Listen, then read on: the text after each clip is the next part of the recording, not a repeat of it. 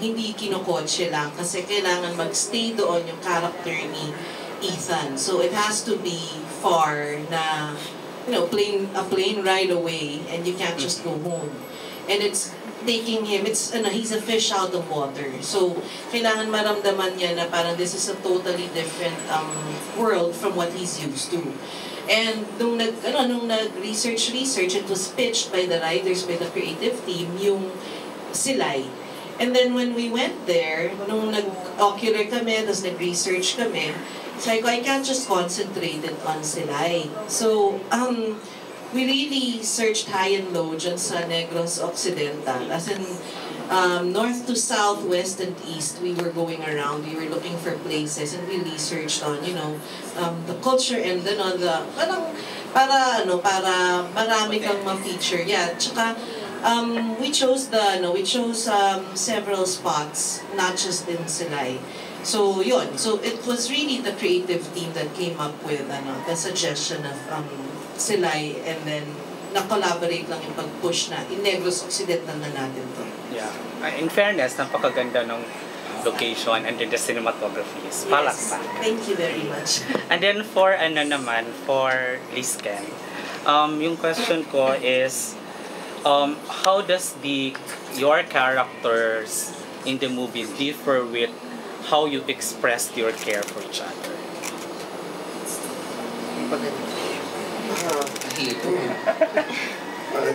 What's the difference sa character namin sa Yeah. What's the difference? Para sa amin, kung mahal ko isang tao, papakita ko naman sasabihin ko talaga. I mean, with Ethan's case, he's the same, you know, whatever he believes in, kasi character niya, he goes for it, and that's what he does. Yun lang, he doesn't think twice, he just goes for it. Ganun din ako, if I feel like, parang, oy, teka lang, parang ito na talaga to, ito yung, she's the one, parang, I'll go for it. Okay ka lang? Sunod-sunod yun, parang sa akin, the roots is the same with Ethan. If I believe in something, really, you know, if I truly believe in something, I'm gonna go for it. Kung alam ko talaga na feel ko, parang iba doon. This is real, I'm gonna go for it. I'm not gonna think twice. All we need is time, and time is not always there, so, yeah. Ako po, I feel like in love, pareho kami ni Audrey, willing to do everything for the person we love, except ako, I wouldn't change who I am just for that. Parang, if you love me, you have to accept everything about me. Ganun.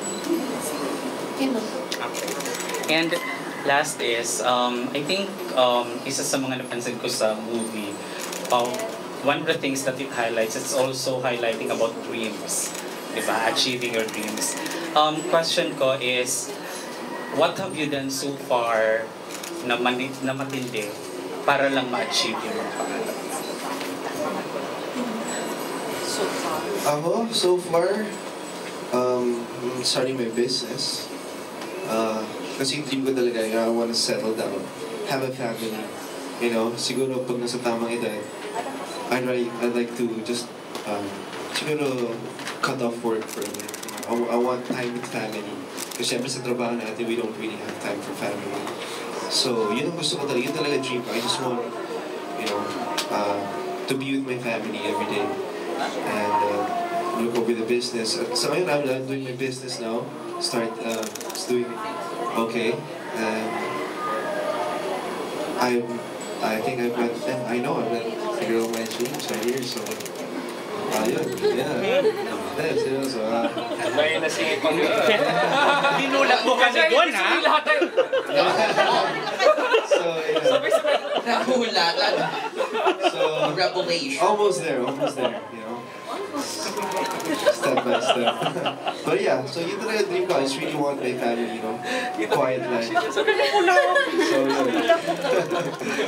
Yun ang dream ko. Thank you. Thanks, Care. Liza, ano naman sa'yo mo na ikaw palang Dream niya.